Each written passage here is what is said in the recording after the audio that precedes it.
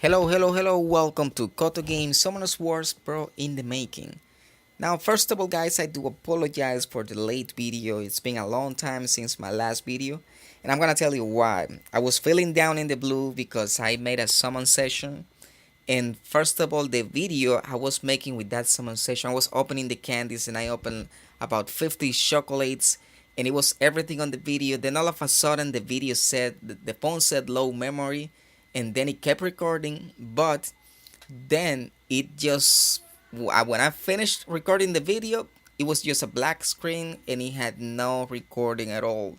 So I was really sad to see that happening on the phone, and also I was sad as well because from the summoning session I had 3 legendary scrolls, 2 light and dark scrolls, and 27 mystical scrolls, and 350 summoning stones, and everything I got was food. The only lightning I got was the lightning from the legendary scrolls, and from the legendary scroll I got repeated Ryans back to back from 2 legendary scrolls, and the other one I don't even care what I got because it was also food.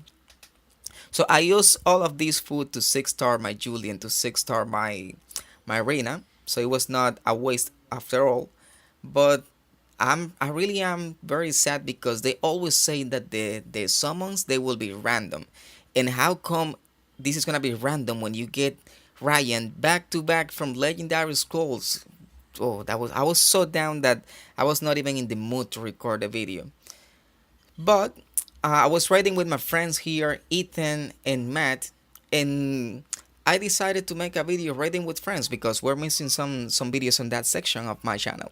So something that I'm going to say about these raids, first of all, is that raids is very easy.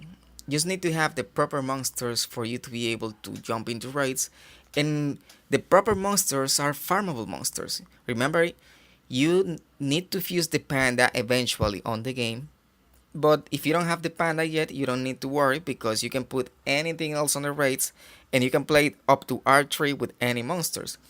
And remember, Darion is going to be a good acquisition for you to be able to move into raids. Raids with Darion, Colleen, Konamiya, and then anything else, Beladion as well, and then anything else on the raids, you will be able to succeed up to R4. And as you advance on the game, when you get the panda, you put the panda on the team, you 6-star all of them, and anything else will be just to cause more damage to the boss. And you but by the time that you play into R4, you may have already pulled something that is going to be worth building to use it on R4 and R5. But in the meantime, playing R3, R2, and R1, it's something that I recommend you to do as fast as possible. If you can get a friend that can carry you through R1, if you cannot complete R1, get that friend to carry you for a couple of rounds. Don't focus too much on R1 because if you are into that level of play that you cannot do R1, then you need to focus on the Giants team. And after you complete the Giants team, then you little by little you work onto the Dragons team, and then you can start doing the raids.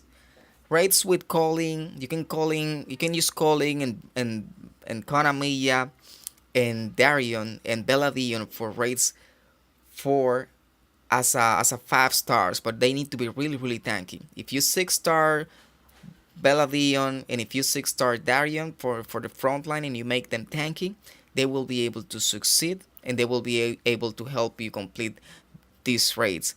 And it is also suggested to play with friends. My personal suggestion is for you to play with friends of the same level. Why? Because if you play with friends of the same level, you're gonna be having the same quality of the runes.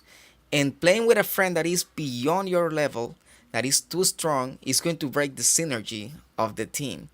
And that's gonna make your team wipe, or that's gonna make the other person's team wipe.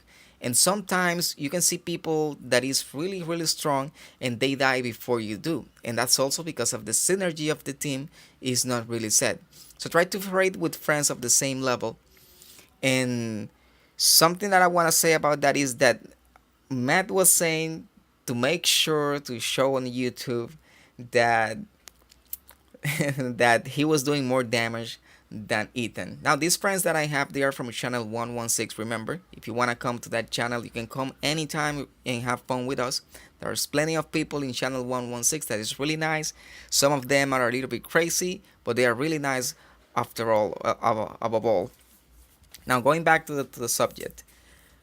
Matt was saying that he was doing more damage than Eitan, but Eitan was doing more assist than Matt.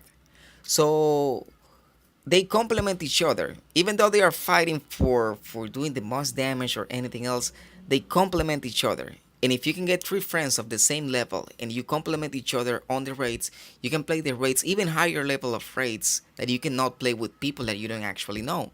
And for raids nowadays, there's many people trying to make a team for raids, but they don't synergize with the people on public channels.